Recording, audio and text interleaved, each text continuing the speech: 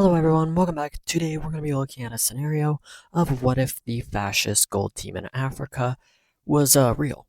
I know this is not a technically normal mapping video, but we are on the same world map, so that's my excuse. It is still WICSO related, of course. And also, this is episode 66, Prime Ethiopia at its largest extent, I do believe. So yeah, we're going to see this version of Ethiopia forming an empire. And immediately off the bat, you can see a whole bunch of countries are losing a lot of lands. Countries like Djibouti, Eritrea, Somalia, Ethiopia, they just don't even exist anymore. And other countries like the Sudans, Uganda, Kenya, and Egypt are missing a lot of land. Also, I do want to say before we start that I've been trying to do these videos in one take only, so I can spend more time making videos, which I really love to do. And yeah, it's been great. Anyways, let's jump right on into it. And the first thing that will be happening is the collapse of two countries, and this is to be expected. Sudan and South Sudan will be collapsing. I said that in the wrong order, but it doesn't matter. They will be collapsing. And yeah, we're gonna see advantage being taken over them. To start off, we are gonna head over to South Sudan, where Ethiopian forces will kind of just move in, and they're just gonna kind of take it, kind of like with the Anschluss during World War II when Germany annexed Austria. Ethiopia is kind of just gonna be doing the exact same there, taking over South Sudan. From here, yeah, they're gonna kind of take a look at this map, and they are going to make a deal with a certain group. And that group is the group over here in Darfur, which is fighting for its independence in real life in the Sudanese Civil War. And basically, what this little agreement that the two have made says is that Darfur, which basically has no opposition at this point, will be gaining its independence.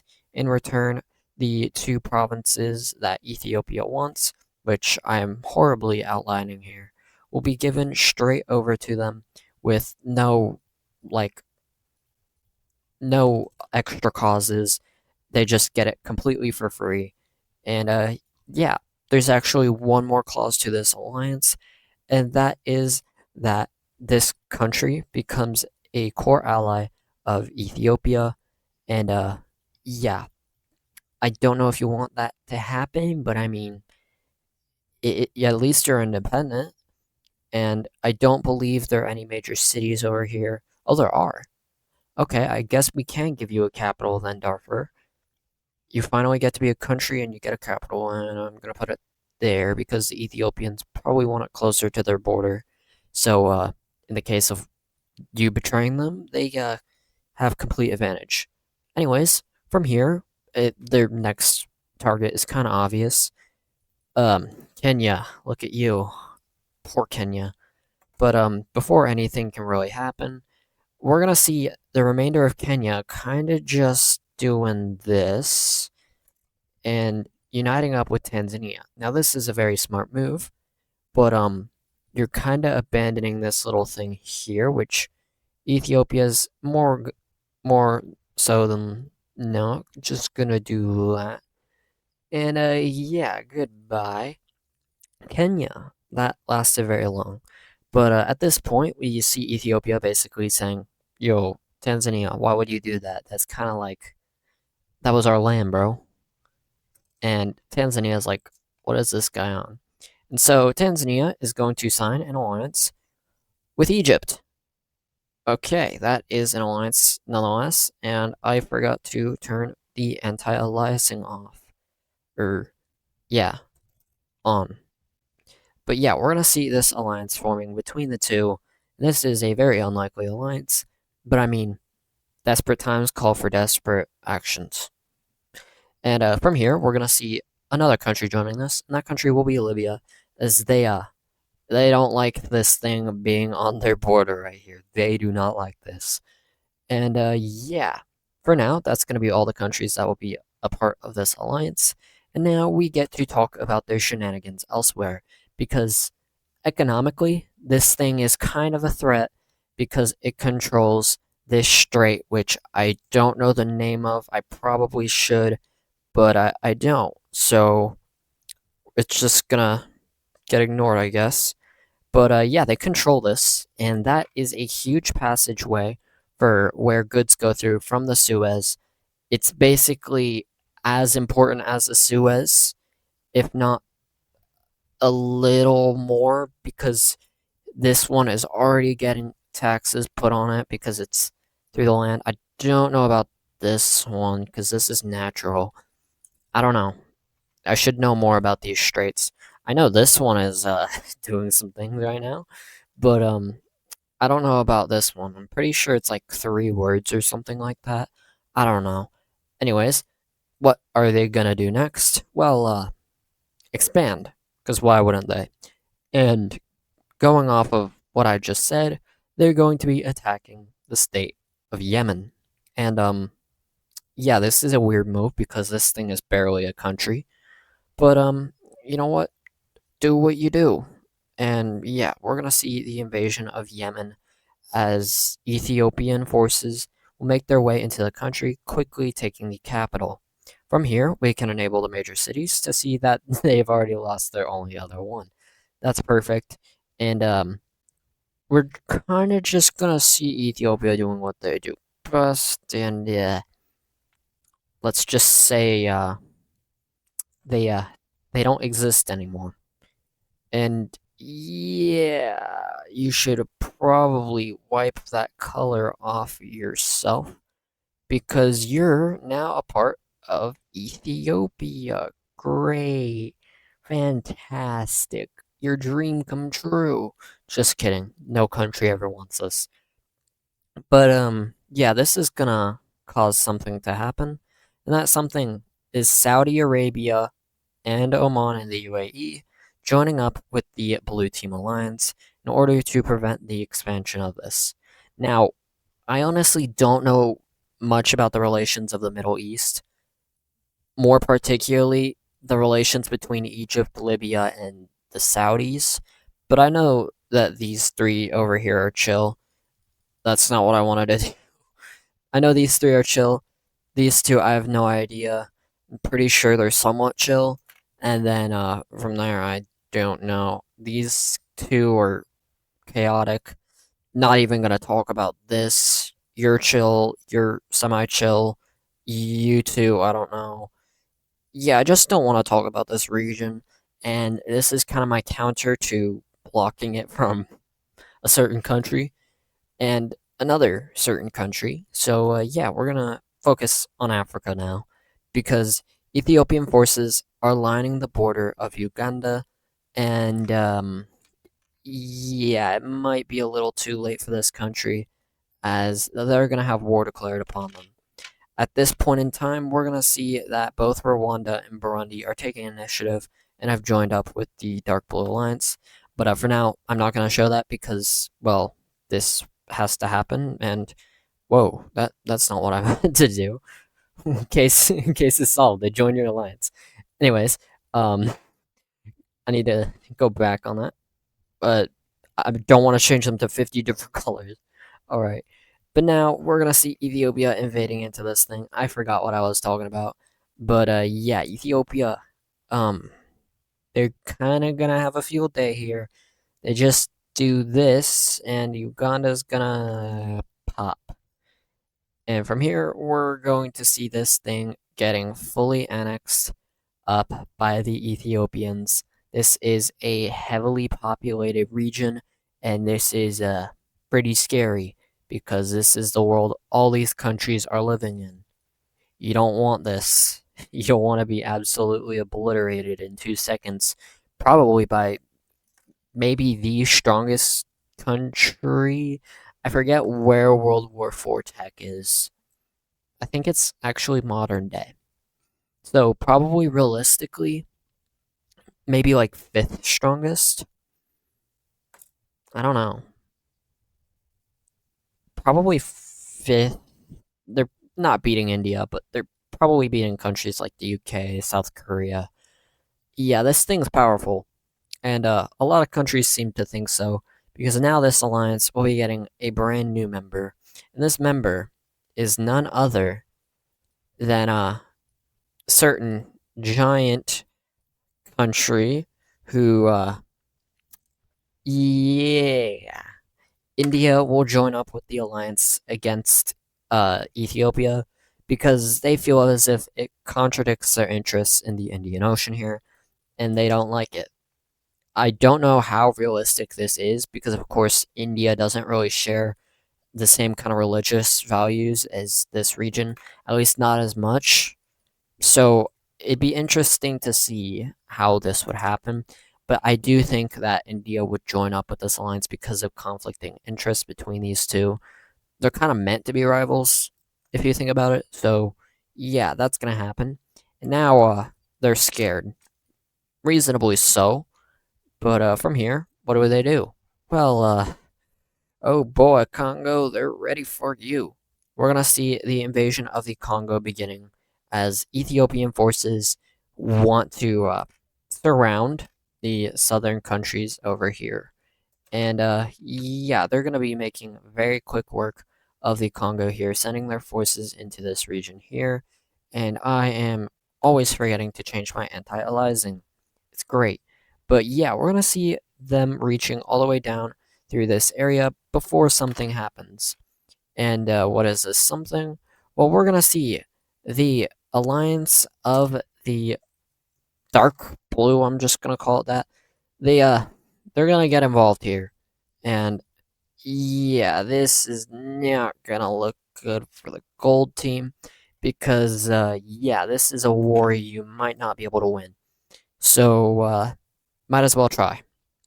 Anyways, from here, we're going to see them continuing down their path in the Congo because, of course, they wouldn't be able to send commands that fast. They're going to be continuing on this campaign and they're going to successfully cut them off from Lake Tanganyika.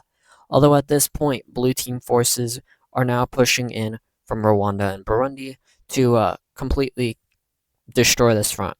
And so they're gonna begin to flee. Unfortunately, though, this is gonna get fully cut off, and these forces will be isolated down in this region here.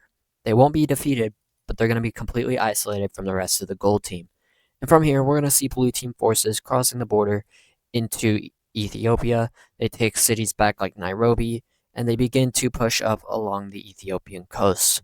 Next up, we head up to Egypt. We'll launch an invasion into the Egyptian puppet state, which is pretty easy to overthrow, and they're going to completely capitulate this thing. From here, forces begin to move south into what was formerly Sudan, and yeah, this is where they're stopped by Ethiopian forces because this land is pretty important.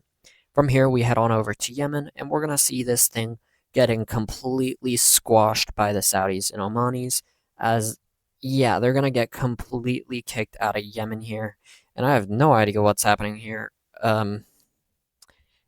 Yeah, ignore that. But from here, we're gonna see them occupying Socotra. This is surprisingly easy naval operation from Oman and whatnot. And yeah, Ethiopia is looking pretty weak here, but they're not a complete push around. Ethiopia will send out some forces to deal with these front lines, and they're going to deal some massive damage as they're going to go ahead and completely wipe out Rwanda and Burundi both in a matter of days. Following this, we're going to see them connecting up to this little thing over here that they left. From here, they begin to completely encapsulate Lake Tanganyika, although the Tanzanians hold out in the far south. From here, we're going to see them refocusing on pushing over to these two major cities, where Tanzania now begins to feel very threatened as they have 5 cities up here, but those aren't any of their actual major cities, and they want to protect their major cities over here. And so they'll pull off an impressive counteroffensive, but that, of course, will risk everything up here, and the gold team will re-liberate, or is it really liberating? They're going to retake these 3 major cities over here, whereas over here, the advance will actually still continue, and it's not been fully stopped yet, which is kind of surprising, because this Tanzania is nowhere near as strong as the Tanzanian WICSO.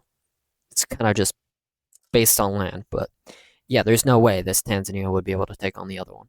From here, we continue in the Congo, where the gold team will begin to push further southwards, because this region is a little bit more separated, and they feel like they can just do that, and who knows, they might be able to, but for now, they're kind of just going to push around it in hopes that it will kind of rebel and do its own thing. From here, we head up on over to Libya, where a small invasion will happen. This is kind of a pointless invasion, but they're kind of trying to create distractions, and it's kind of going well for them. Although, unfortunately, your time has come, Ethiopia, as a landing has been made on your mainland territory, and that's not good at all. From here, we're going to see the Egyptians finally getting pushed back. The Ethiopians aren't fully incompetent when it comes to this front line, and they're going to push them all the way back to the border of this puppet state in most regions, except for these areas over here, which are a part of Egypt nowadays. But yeah, from here, we head back down to the Congo, where yeah, slaughtering will happen. And yeah, from here, the gold team will continue to obliterate the Congo. But the actions in the Congo will send a pretty bad message about the gold team. And this will go ahead and convince more countries to join the side of the blue team. More particularly, Zambia, Malawi, Mozambique, South Africa, Madagascar, and Jordan. All these countries will join the fight in order to help preserve countries like the Congo. And yeah, I keep forgetting to change my anti-aliasing. But yeah, this is now the alliance that is at war with the gold team. And yeah, they're at war with a very large portion of Africa. So yeah, what are you going to do about that? Well, you're going to try and get some allies of your own. And yeah, first of all, I'm going to change the color of this guy so it matches the team fully. It makes more sense. So yeah, your color's changing. And from here, they're going to get a few allies. And the first one is Pakistan. This is, I mean, India is on the opposite side, so they're going to join in. They also have an alliance with Saudi Arabia, so maybe they're just at war with India. I don't really know how that would work, but we're going to add Pakistan to this war because it only makes sense. And they're also going to get a few other countries. And the first country they're going to be getting on their side is Algeria. And Algeria is only going to join in this war because they see an opportunity to expand. And yeah, once again, I don't know the politics around this northern African region, so I'm kind of just making stuff up.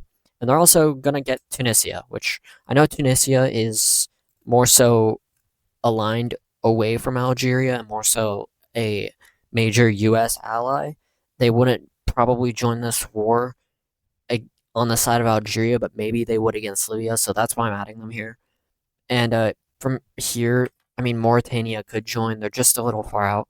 Morocco would probably join the blue team, so yeah, no. And this is what we're going to be looking at for now. Now, actually, heading on over to these new fronts, we're going to see a massive front line appearing over here in Libya. And unfortunately for Libya, they're going to be losing their capital and basically all of their country because their main stuff is in these two major cities. I know this one's pretty big, but yeah, from here we're going to see Libya completely getting overridden as even this front line that was meant to be a distraction is now just gaining land. And yeah, that's pretty scary. Let's check up on these guys down south because the opposite is happening because well, yeah, these guys are gonna supply a very well needed front line against the Ethiopians. Remember, Ethiopia doesn't have help from their strongest allies like Libya or West Africa. Those guys aren't here to help them. So, yeah, that's kind of unfortunate for them. Not unfortunate for us because this thing would be like the worst country in the world, worse than no Germany. So, yeah. Anyways, back to this front, we're gonna see a reemergence of this front line in a way, and multiple battles will be fought, the bloodiest of the war. But eventually, all three of these major cities will be liberated from the Gold Team. Eventually, however, the front line will shift over here to the Burundi area, where they will enter into Burundi, but will be stopped by Gold Team forces. In the Congo, they're gonna have to evacuate because this war is not winnable when you're completely isolated from your country in the middle of the jungle. So they're going to fall back on most of this front line up until the top of Lake Tanganyika because it's a lot less losable there. They don't want to lose this war, they just want to not get obliterated. From here, a massive counteroffensive will happen because they're going to completely kick these guys out from their Eritrea and Djibouti area. That is a huge success because now they can focus a lot of their efforts elsewhere, and that is a massive blow to the blue team because it probably took a lot of troops just to land that. Now, heading up on over to Egypt, we're going to see them getting kicked out of a lot of this puppet, as now the Ethiopians are seeing only success. They're not falling back on any front except for this one down here, and their allies are most certainly not in any region, maybe over here in Pakistan, but we haven't talked about that yet, which we are now, because Pakistan will send their forces over into India in multiple areas. First of all, down here.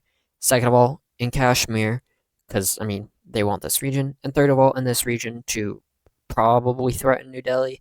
I don't know how they want to go about doing that because India is, of course, stronger than Pakistan.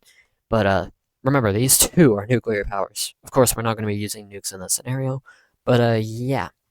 However, time is running out because more countries are beginning to be enlightened about what's happening here. And eventually, more countries will join in on the war against the Ethiopians. And it's only going to get worse. Most importantly, I hinted to this earlier, but Morocco will be joining the war against the Ethiopians alliance in order to gain control over a certain other somebody. This will force Mauritania into the war because they want to not have Morocco occupying this guy. And yeah, from here we're gonna see Morocco very, very quickly occupying all of the Western Sahara and beginning to push out towards Nouakchott in the south. And yeah, this is going to be a pretty tough campaign because it's really far away from home. As well as that, they're also going to start a campaign into Algeria as a sort of distraction to help Libya reemerge, but that's probably not going to be happening. They will form a counter-offensive, though, and will retake some land, but you're probably not going to get your whole country back. That's not realistic. And yeah, from here, we're going to see a lot of these forces that were located in this front line here heading on over to Egypt. And that's not good for Ethiopia because now you're getting completely pushed back in this area you just retook, and that is not good. It gets so bad that you're going to get pushed back to lands you hadn't even lost yet. This whole coastline here begins to fall apart, and as you can see, they're going to get kicked out of parts of Egypt they had occupied themselves. So, yeah, that's pretty great for you, Ethiopia. You're beginning to fall apart even faster. And of course, with the greater amount of manpower in South Africa, we're going to see the front line in Burundi and whatnot getting pushed back even further and almost nearly to the border as they liberate the capital of Rwanda. From here, we head on over to Pakistan, who is going to get attacked by India. And this is kind of to be expected because, of course, India is not just going to take this lightly. They're going to retaliate. And yeah, I honestly kind of don't want to talk about this right now because, yeah, we could include Afghanistan, but I don't know much about this war to really talk about it, so we're not going to be doing that. And, whoa, no, no, go away. Anyways, from here, we're just going to be focusing on the African front because there's no point in focusing on this. It's like a little side quest that's going on. But yeah, very quickly, we're going to see the Ethiopians getting squeezed out of their front line over here in the Congo. And from here, the front line in the south continues to grow as a front will emerge in Uganda, which will lead to the majority of its liberation.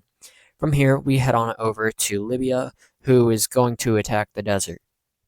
Okay, you're doing that pretty well, actually. And this front line will almost be fully eliminated. The distraction worked, because now these guys are able to set up a defensive further out, and yeah, Libya is unable to reach this on their own. And from here, we're going to see Morocco actually still seeing more success. Maybe a certain person doesn't want a person doing this over here, so they're supplying their allies over here in Morocco to better support their interests in trade through here. Because, once again, very important.